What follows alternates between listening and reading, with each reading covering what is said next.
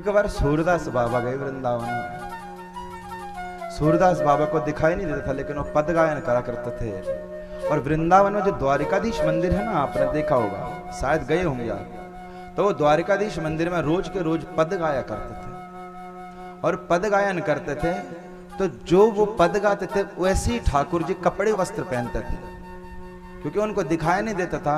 लेकिन जैसे वस्त्र ठाकुर जी ने पहने रहते थे, तो वो पूरे पद में एक न एक शब्द में उसका वर्णन करते थे। एक दिन गोस्वामी के लोगों को लगा, अरे यार बाबा झूठ बोल तो है, वही ठाकुर जी वस्त्र पहने और वही ये कैसे बता देते हैं। क्यों ना सूरदास जी की परीक्षा ली जाए।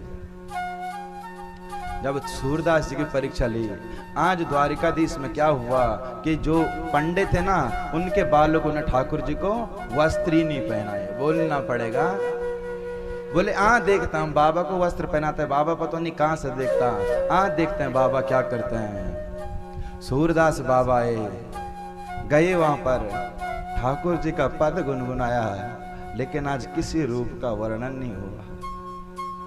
जब किसी रूप का वर्णन नहीं हुआ, बोले बाबा बता आज कौन सो वस्त्र धारण कर रखे हैं।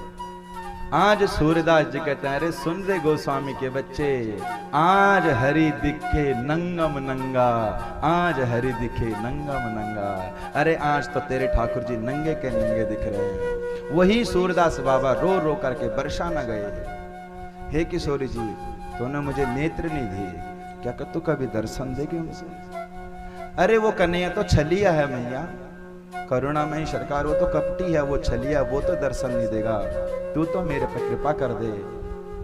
जब ठाकुर जी ने ये बात सुनी, सूरदास जी को बरसाना लेकर गए बालक के रूप में। अब सूरदास जी को तो आंखें दिखती नहीं है, लेकिन जब आंखें नहीं दिखती तो ठाकुर जी बोले अब कैसे दर्शन करवाऊं किशोर जी के। सूरदास बाबा वहां बैठे थे रास्ते में, उधर से किशोर जी आती है, किशोर जी के नूपुर बजते हैं छम छम छम छम करके। जब छम छम करके किशोर जी के नूपुर बजे,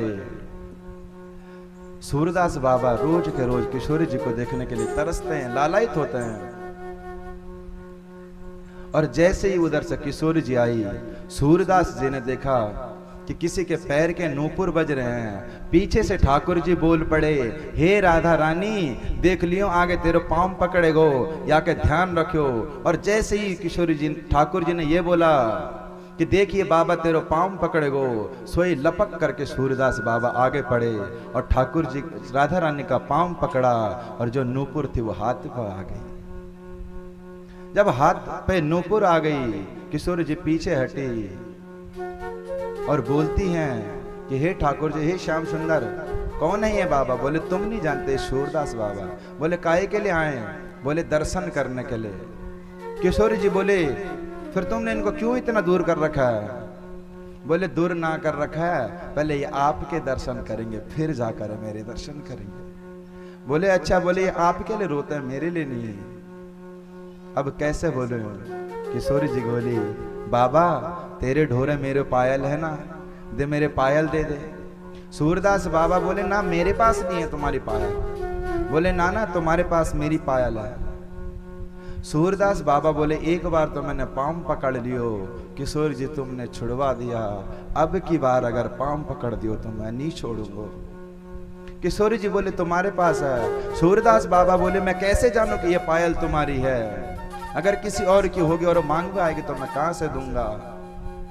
किशोरी जी बोली बाबा मेरी पायल है, मैं तो देख भी ना सकूं, मैं कैसे पता चलेगा। किशोरी जी बोली तो फिर क्या करें। सूरदास बोले अपना दूसरो पायल दिखा, अगर तेरो होगा तो दूसरो पायल देख के बता दूंगो, और नहीं तो कहो और क्या होगा।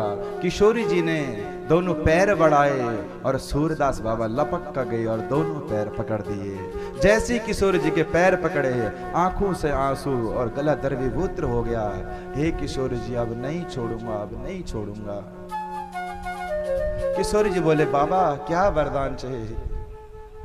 कुछ वरदान नहीं चाहिए, बस अगर वरदान देना है एक बार ऐसा वरदान दे दो कि बस तुम्हारे दर्शन कर सकूं। किशोर जी ने हाथ फेरा सूरदास के ऊपर और एकदम से उनके नेत्रों में ज्योति आई और प्रिय प्रीतम का स्वरूप का दर्शन करने को मिला। बोलना पड़ेगा, जैसे ही ठाकुर जी को और किशोर जी को देखा एकदम से निहाल हो गए। बस प्रभु अब और कुछ नहीं चाहिए, यही जाके मन में बसी रहे बस। कन्हैया बोले, सूरदास जी तुम्हारी इच्छा थी ना, चलो मैंने दर्शन करवा दिए, अब मोते मांगो, क्या चाहिए तुम्हें? सूरदास बाबा ने पता क्या मांगा? बोले, कन्हैया किशोर जी ने मुझे आंखें दी, अब तुम ये करो कि इन आंखों को ले लो, अब नीचे मुझे आंख। बोले क्यों? बोले जिसके दर्शन चाहिए थे उसके दर्शन तो हो गए। अरे तुम्हारे दर्शन के लिए मैंने आंख मांगे थे, किशोरी जी को देखना था, दुनिया की नहीं मुझे प्रभा, ठाकुर जी उपकार करो मेरे आंखों को ले लो।